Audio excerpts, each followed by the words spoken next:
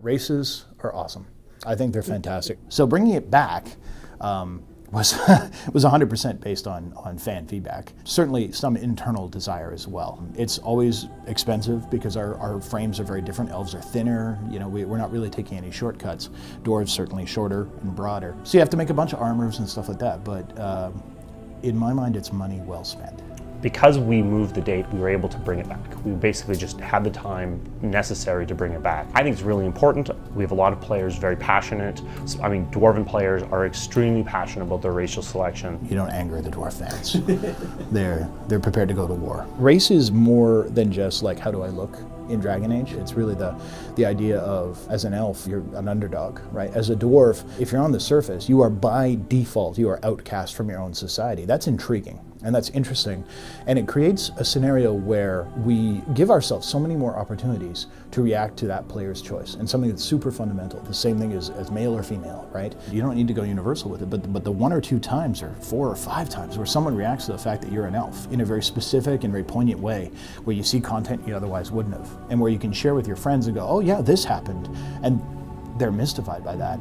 It's gratifying as a designer. I think it's gratifying as a player. And I think it lets us color your experience from kind of the word go, right? Okay, I want to be this kind of character. And it goes well beyond statistics. We respect it in the story. Really, the interesting opportunity here is because of the core tenet of the story is about the Inquisition. This is something that, while it is created in opposition to the church, it's created from a moment that is very driven by something the church is related to. So playing as a dwarf or playing as an elf is going to actually put you in an interesting situation where you're actually less trusted, less able to build that trust. In a lot of cases, people are just going to treat you as the Inquisitor and it won't make a huge difference. But in specific cases, it's going to make a huge impact. Like, obviously, if you play as an elf, there are elven factions. I mean, it lets you interact often with servants in a more positive way, because there's often, especially in Relay, often elves are in the servant class. So it actually gives you a different flavor. Definitely, in some cases, it is going to simply make things more difficult. But yeah, you're not going to be dumped on for the entire game. The race that you choose will have an effect on kind of your background. What kind of character are you? As well, whether or not you're a mage will have a pretty significant effect, because mages are in a very special circumstance.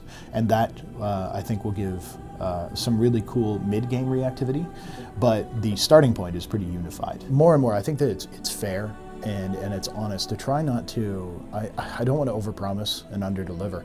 My goal would be that when we are comfortable talking about something, it's because it's in the game, it's working, it's been tried, it's been tested, we're really happy with it. For instance, the race decision, was made well before E3. But why didn't we bring it up? Well, because again, we wanted to make sure that it was locked down. We wanted to make sure we'd done the work and our homework was done so that we could commit to it, and people could, with absolute enthusiasm, get ready for elf or dwarf or whatever. Yeah.